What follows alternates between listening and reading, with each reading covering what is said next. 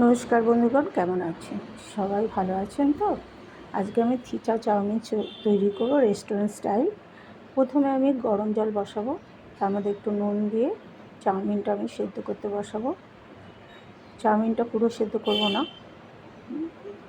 অল্প সেদ্ধ করে তারপর জল ঝরতে দিয়ে দেব।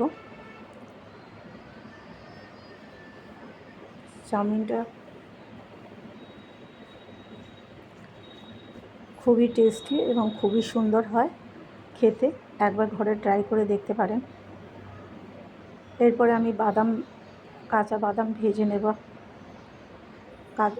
আর একটা আমার হামনদিস্তা নেই, তাই আমি মিক্সিতে করে নিচ্ছি।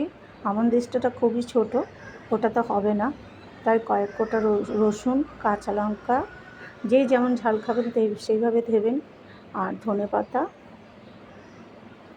বাদাম সব দিয়ে আমি ওটা হালকা করে বেটে নেব। একবারে মিহি করব না।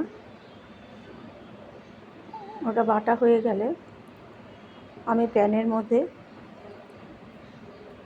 সর্ষের তেল দেব বা সাদা তেল দেব, বাটারও দিতে পারেন। তার মধ্যে কিছু রসুন কোয়া দিয়ে দিলাম। রসুন কোয়াটা একটু হালকা করে ভেজে ওর মধ্যে চাউমিনটা দিয়ে দেব। আমি অল্প করেই বানালাম, আমাদের ঘরে খাওয়ার কেউ নেই। হ্যাঁ, এরপরে আমি সেই থেতো করা রসুন, ধনেপাতা, কাঁচা লঙ্কার বাদামটা দিয়ে দিলাম, দিয়ে ভালো করে নেড়ে নেব। যদি আমার ভিডিওটা ভালো লাগে, লাইক, শেয়ার, কমেন্ট অবশ্যই করবেন এবং কোথা থেকে দেখছেন সেটাও একবার আমায় যদি কমেন্ট করে জানান, আমি খুব উপকৃত হই। এবং সাবস্ক্রাইব করতে ভুলবেন না।